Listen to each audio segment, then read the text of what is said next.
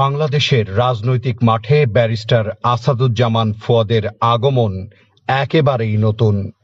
সে Bangladesh AB পার্টির সাধারণ সম্পাদক।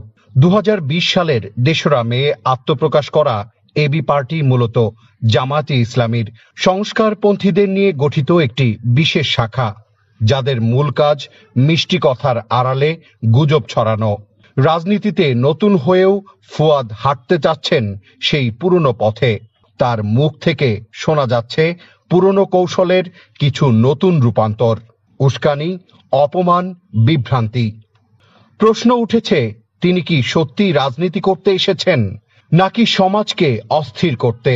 বিভিন্ন রাষ্ট্রীয় প্রতিষ্ঠান, বাংলাদেশ সেনাবাহিনী আর বিচার বিভাগ নিয়ে তিনি প্রতিনিয়ত গুজব ছড়াচ্ছেন। ফুয়াদ দাবি করেন তিনি লন্ডনের মিডল ট্যাম্পের ইউনিভার্সিটি থেকে ব্যারিস্টারি পাশ করেছেন এবং তার আইন শিক্ষার প্রক্রিয়া সম্পূর্ণ হয়েছে ইউনিভার্সিটি অফ লন্ডন থেকে। কিন্তু অনেকেই সেটাকে ভুয়া বলছে, কারণ ব্যারিস্টার সম্পূর্ণ করার কোনো অফিসিয়াল ডকুমেন্ট তিনি কোথাও কাউকে দেখাননি। তার মুখ পর্যন্তই আছে। অশ্লীল ভাষা ব্যবহারে তিনি বেশ পটু, এ নিয়ে কোনো সন্দেহ নেই। নিজেকে আইনজীবী দাবি করেও তিনি যে ভাষায় কথা বলছেন, তাতে সভ্য সমাজের মানুষ লজ্জিত না হয়ে পারে না। শিক্ষিত মানুষ আমাদের সভ্য সমাজে এভাবে কথা বলে না। গত 21শে ডিসেম্বর এক অনুষ্ঠানে ব্যারিস্টার ফুয়াদ বলেন, আমি 16ই ডিসেম্বর মানি না, আমি নতুন দিবসের খোঁজ করছি। ফুয়াদ বলেছে, 16ই ডিসেম্বরের পরে কি হয়েছিল? আমার বাবা মুক্তিযোদ্ধা ছিল। যুদ্ধের পরে আমাদের প্রত্যেকটা পুলিশ স্টেশনের দখল নিল ভারত। ওসি রিপ্লেসমেন্ট করে দিয়েছে ভারতীয় কর্মকর্তা দিয়ে।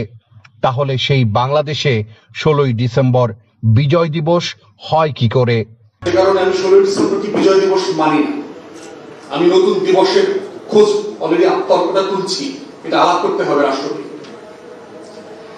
16ই ডিসেম্বরের পরে কি হয়েছে? আমার বাবা মুক্তিযোদ্ধা ছিলেন, আমি যতটুকু পড়াশোনা করেছি, মিলিটারি অফিসার আছেন, মনিরুজ্জামান সাহেব এখানে আছেন। যুদ্ধের পরে আমাদের প্রত্যেকটা পুলিশ স্টেশনের দখল কিন্তু ভারতীয় সেনা কর্মকর্তারা নিয়ে গেছে। ওসি রিপ্লেসমেন্ট করে দিয়েছে ভারতীয় কর্মকর্তা দিয়ে।